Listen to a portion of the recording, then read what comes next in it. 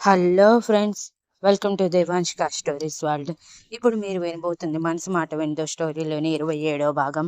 తన అరుపుకి కోపానికి రామ్ కోపం ఎగిరిపోయి చిలిపి నవ్వుతో, అందుకే చెప్పేది శారీ కట్టుకొని రాపో అని. నువ్వు శారీలో ఉంటే నాకు చాలా కంఫర్ట్గా ఉంటుంది అంటూ ఒళ్ళు విరేస్తే సీత కోపంగా మొహం పెట్టి, వేసుకోను, ఏం చేసుకుంటారో చేసుకోండి, నేను వెళ్తున్నాను అంటూ డోర్ తీసుకొని బయటికి అడుగు పెట్టడమే అమ్మయ్య అంటూ గుండెల మీద చేయి వేసుకుంది. ఆ నెక్స్ట్ సెకండ్ డోర్ ఓపెన్ కావటంతో, బాబోయ్ ఇక్కడ నేను ఉండను అంటూ పరుగున తన క్యాబిన్కి వెళ్ళిపోతే రామ్ సీతని చూసి గట్టిగా నవ్వేశాడు. ఆ నవ్వు రీతికి కూడా కనిపించి కళ్ళు విప్పార్చి చూస్తూ ఉండిపోయింది రామ్ నవ్వుని. ఆ ఫ్లోర్లో వాళ్ళు ముగ్గురు మాత్రమే ఉండటంతో ఆ నవ్వు చూసే భాగ్యం ఆ ఇద్దరికి మాత్రమే కలిగింది. ఇంతలో నిషాన్ లిఫ్ట్ నుంచి బయటికి వస్తూ ఉండటం చూసి రామ్ తనని తాను కంట్రోల్ చేసుకొని గంభీరంగా మొహం పెట్టుకొని లోపలికి వెళ్ళిపోతే రీతు షాక్తో కళ్ళు పెద్దవి చేసి, ఇప్పుడు నేను చూసింది నిజమేనా? అభి సార్ నవ్వారా? నిజంగా నవ్వారా? బాబోయ్, ఈరోజు ఖచ్చితంగా పెద్ద వానే కురుస్తుంది. సార్ నవ్వటం ఫస్ట్ టైం చూస్తున్నాను. నిజంగా ముత్యాలు రాలినట్టు ఎంత అందంగా నవ్వారు. ఇటువంటి నవ్వు అందరికీ ఉండదు అని ఓపెన్గా సైట్ కొట్టుకుంటూ వర్క్ని గాలికి వదిలేసింది. ఇక తన క్యాబిన్కి వెళ్ళిన సీత, బాబోయ్, సార్ ముందు గొంతు లేపి మాట్లాడాలంటే ఈ గుండె ఎందుకు ఇంత ఫాస్ట్గా పరిగెడుతుంది? ఈ గుండెకి గట్టిగా చెప్పాలి, లేదంటే ఏదో ఒక రోజు టపా కట్టేస్తుంది, నన్ను కూడా దానికి తోడుగా తీసుకువెళ్ళిపోతుంది అని అనుకుంటూ టేబుల్ మీద ఉన్న వాటర్ గటగట తాగేసి తన చైర్లో అలా కూర్చుందో లేదో ఇలా రామ్ క్యాబిన్ నుంచి ఇంటర్కమ్ ద్వారా కాల్ వచ్చింది. అది చూసి సీత ఏడుపు మొహం పెట్టి, ఈసారి ఇక తప్పించుకోలేవు సీత, భయపడకు. సార్ సారీ కట్టుకోమంటే ఏదో ఒకటి చెప్పు, లేదంటే సార్ గారు పెట్టిన ముద్దుల వల్ల నడుమెర్రగా కందిపోయింది కదా, అదే చెప్పు, ఏం పర్లేదు, భయపడకు భయపడకు అని తనకి తానే అనుకుంటూ మరోసారి రింగ్ అవుతున్న ఇంటర్కమ్ లిఫ్ట్ చేసి, ఎస్ సార్, ఐఎమ్ సీత అని అంది ప్రొఫెషనల్గా.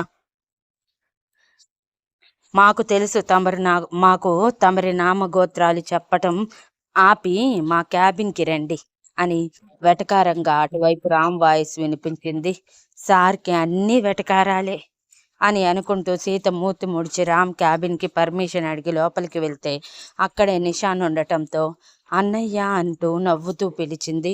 నిషాన్ కూడా నవ్వుతూ, నీకోసమే చూస్తున్నారా, రా ఇలా కూర్చో అని తన పక్కన చైర్ చూపిస్తే వర్క్ చేసుకుంటున్న రామ్ కళ్ళు మాత్రమే పైకి లేపి, నేను చెప్పలేదు కూర్చోమని అని అన్నాడు ఫుల్ ఆఫ్ యాటిట్యూడ్తో. ఆ మాటకి కూర్చోబోయేదల్లా లేచి నిలబడి మూతి ముడిచి రామ్ వైపు నిషాన్ వైపు చూస్తుంటే నిషాన్ మాత్రం రామ్ని ఒకసారి చూసి, నీకేమా ఇది అంటూ స్కూటీ కీస్ ఇస్తుంటే, ఏంటి అన్నయ్య ఇవి, ఏమైనా లోకర్ కీసా, లేదంటే ఏదైనా ఫైల్ తీసుకురావటానికి స్టోర్ రూమ్ కీస్ ఇస్తున్నారా అని అయోమయంగా అడిగింది.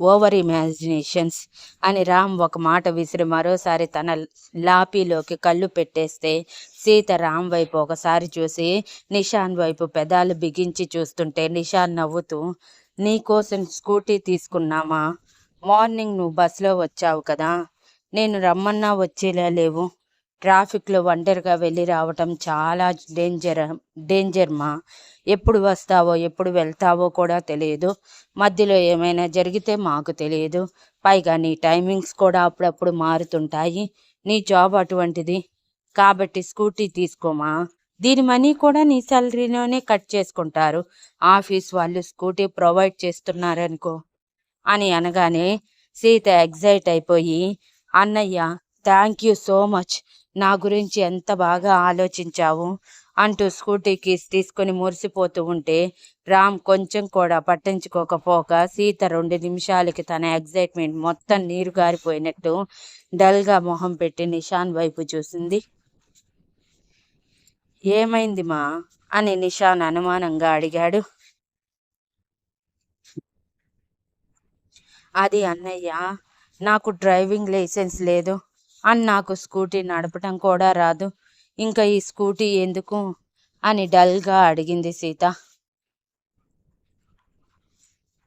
నేను నేర్పిస్తాలేమా, డోంట్ వరీ అని నిషాన్ నవ్వుతూ అంటే, అయిపోయాయా ఆఫీస్ టైంలో అన్నా చెల్లెళ్ళ అనుబంధాలు అని రామ్ ఒక్కసారిగా సీరియస్గా అనటంతో నిషాన్ పైకి లేచి, సారీ సారీ రామ్, ఇక నేను కూడా నా క్యాబిన్కి వెళ్తాను, వర్క్ ఉంది, బాయ్ మా అని చెప్పి వెళ్ళిపోతే సీత స్కూటీ కీస్ని సంతోషంగా చూసుకుంటూ వాటి మీద కిస్ చేసి, ఇక నేను కూడా వెళ్తాను సార్ అంటే, ఈరోజు నీ వర్క్ ఇక్కడే కూర్చొని చెయ్యి అని తన కోసం 4 ఫైల్స్ టేబుల్ మీద పెట్టి, నీ ల్యాప్టాప్స్ తెచ్చుకొని ఆ ఫైల్ వెరిఫై చేసి న్యూ ఫైల్స్ ప్రిపేర్ చేయి అని సీరియస్గా చెప్పాడు. అది డ్రెస్ వేసుకున్నందుకు తన మీద రివెంజ్ అని అర్థం చేసుకున్న సీత సరే అని తల ఊపి వెళ్ళిపోయింది.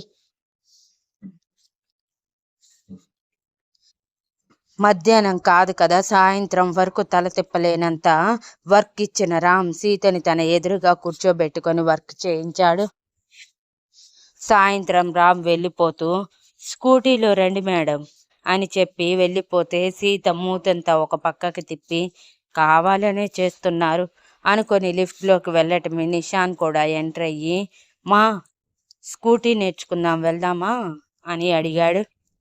సీత ఎగ్జైటింగ్గా సరే అని అనగానే, అయితే దగ్గరలో గ్రౌండ్ ఉంది, వెళ్ళి నేర్చుకుందాం, 7 వరకు నేర్చుకొని ఇంటికి వెళ్దాం అని అంటే, సరే అని అంది సీత.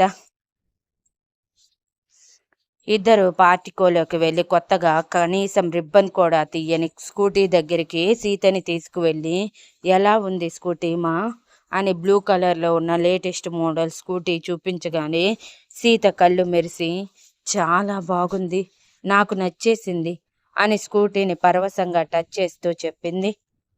నిషాన్ నవ్వుతూ, సరే పదమా అయితే స్కూటీ నేర్చుకుందాం అని స్కూటీ స్టాండ్ తీయటమే కిందకి ఆనిగిపోయినట్టు అనిపించి ఇద్దరు కళ్ళు కిందకి దించి షాక్ అయ్యారు.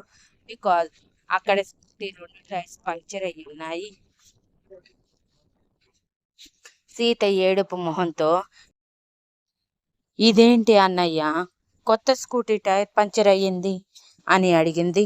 నిషాన్ కూడా అయోమయంగా, అదే అర్థం కావట్లేదు మా, మార్నింగ్నే డెలివరీ అయ్యింది, ఇదిగో ఇప్పుడు నీకు చూపిస్తున్నాను, మధ్యలో ఎవరో టైర్ పంక్చర్ చేశారో లేదా ఏదైనా తగిలి ఉండొచ్చు, సరే పదమా ఇక ఇంటికి వెళ్దాం, ఈరోజు ఎలానో కుదరదు కదా అని చెప్పి నిషాన్ రమ్మంటే, లేదులే అన్నయ్య, నేను బస్కి వస్తాను, మీతో పాటు కారులో వచ్చానంటే సార్కి కోపం వస్తుంది, అసలే ఆయనతో పాటు కారులో రాలేదని కోపంగా ఉన్నారు అని అంది. నిషాన్ నవ్వుతూ, ఎందుకు మా నువ్వు ఇలా బస్సులో రావటం చెప్పు, మేమిద్దరం ఉన్నాము, ఇద్దరం ఎలానో వెళ్ళేది ఇంటికే, పైగా అభయ్ నీ భర్త, ఇంకేంటి మా భయం, నాకేం అర్థం కావట్లేదు,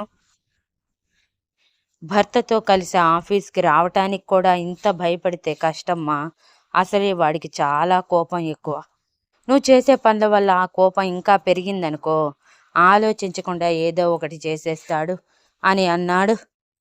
నిషాన్ మాటలకి సీత ముందు రోజు రాత్రి జరిగింది గుర్తుకు వచ్చి, అవునవును, కోపం మాత్రం ముక్కు మీదే ఉంటుంది, ఇప్పుడు ఆ కోపం రాకూడదంటే నేను శుభ్రంగా బస్సులో రావాలి అన్నయ్య, నువ్వెళ్ళు, ఇది నాకు అలవాటే,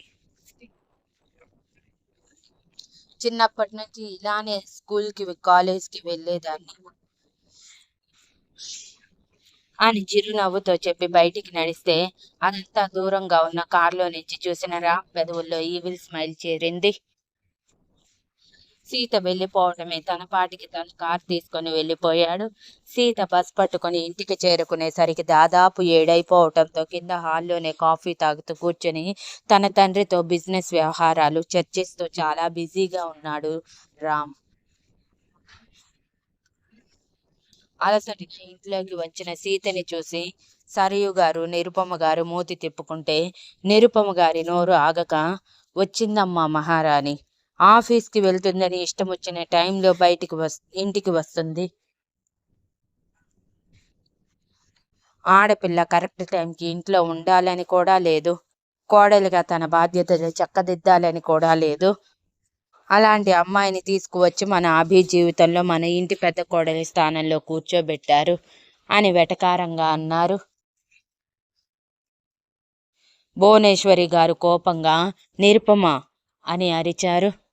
నిరుపమ గారు మూతి తిప్పి, మీకందరికి నా అరుపులే కనిపిస్తాయి కానీ ఆ పిల్ల చేసేది కనిపించదులే. ఏదో ఒకరోజు మీరందరూ ఖచ్చితంగా ఏడుస్తారు ఆ పిల్ల వల్ల. ఆ రోజు తెలిసొస్తుంది నేను చెప్పే మాటలు అబద్ధం కాదు అని అని చెప్పి ఆవిడ లోపలికి వెళ్ళిపోయారు. ఇక నిరోష ముందు రోజు నుంచి రూమ్లో నుంచి బయటికి రామ్ తనని కాదన్నాడని రూమ్లోనే ఉండిపోయింది. పైగా రామ్ మాటల వల్ల ఇక రామ్ ఎప్పటికీ తనకి దక్కడని ఒప్పుకోలేక ఏడుస్తూ ఉంది. నిరోషాని ఎవరు ఎంత ఓదార్చాలని చూసినా నన్ను డిస్టర్బ్ చేయకండి అని అందరినీ తరిమేసినట్టే తన దగ్గరికి ఎవ్వరిని రానివ్వలేదు. నిరుపమ గారికి అదే కోపం ఉండటంతో ఇప్పుడు సీత మీద కావాలని అరిచారు. సీత మొహం చిన్నబుచ్చుకొని రామ్ వైపు చూస్తుంటే రామ్ సీరియస్గా సీతకి ఒక చూపు విసిరి రూమ్ వైపు చూడగానే సీత తలదించుకొని రూమ్లోకి వెళ్ళిపోయింది. రామ్ భువనేశ్వరి గారి వైపు చూస్తూ, వదిలేయండి నాని, తనకి అలవాటు అవ్వాలి కదా. ఈరోజే స్కూటీ కూడా తీసుకున్నారు కాబట్టి రేపు ఎల్లుండి స్కూటీ మీద వెళ్ళి వస్తుంది. సో ప్రాబ్లం కూడా ఉండదు. భువనేశ్వరి గారు విసుగ్గా, అసలు సీతకి జాబ్ చేయాల్సిన అవసరం ఏమొచ్చింది కన్నయ్య? పెళ్ళైన తర్వాత నుంచే ఉద్యోగం చేస్తుందంటే అందరూ 4 రకాలుగా అనుకుంటారు. కానీ తన ఇష్టాన్ని కాదనలేక నేను సైలెంట్గా ఉన్నాను. నువ్వు కూడా తనని తీసుకువెళ్తానంటేనే కదా నేను తనని ఆఫీస్కి వెళ్ళటానికి ఒప్పుకుంది. మరి ఇప్పుడు స్కూటీ అంటూ ఒంటరి ఆడపిల్లని చేస్తానంటావేంటి అని అన్నారు. అదంతా నాకు తెలియదు నాని, మొత్తం నీ మనవరాలి నిర్ణయమే. నా కారులో వెళ్దామంటే నాకు ఇష్టం లేదు అని చెప్పింది. ప్రతిదానికి తనని బలవంతం చేయలేను కదా నాని. నా గురించి నీకు తెలుసు.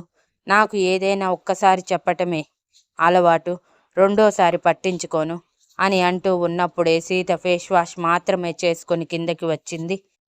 తనకి రామ్ మాటలు వినిపించి కళ్ళు పెద్దవి చేసి, బలవంతంగా ఏమీ చేయరంట. నిన్న ఆఫీస్లో చేసిందేంటో బలవంతం కాదేమో. ఇక రూమ్లో అయితే ఇష్టానికి ముట్టుకుంటూ ఇష్టానికి ముద్దు పెట్టుకుంటూ ఉంటారు. మళ్ళీ మాటలు ఒకటి అని మూతి ముడిచి మనసులో అనుకొని సైలెంట్గా కిచెన్లోకి వెళ్తుంటే సీత అని పిలిచాడు రామ్. సీత వెనక్కి తిరిగి రామ్ వైపు సీరియస్గా చూస్తే రామ్ అల్లరిగా నవ్వుతూ, నాకు చికెన్ బిర్యానీ కావాలి ఈరోజు. ఎంత టైం అయినా పర్లేదు, ఫ్రెష్ చికెన్తో చెయ్యి అని చెప్పాడు. సీత సరే అని కిచెన్లోకి వెళ్ళబోతుంటే దానితో పాటు రైతా అండ్ దానితో పాటు మన ఇద్దరికి మాత్రమే సరిపడేలా మాత్రమే బిర్యానీ చెయ్యి, ఇంకెవ్వరికి ఉండకూడదు, అండర్స్టాండ్ అని సీరియస్గా అనటంతో సీత అయోమయంగా మొహం పెట్టి, ఎందుకండి అని అడిగింది.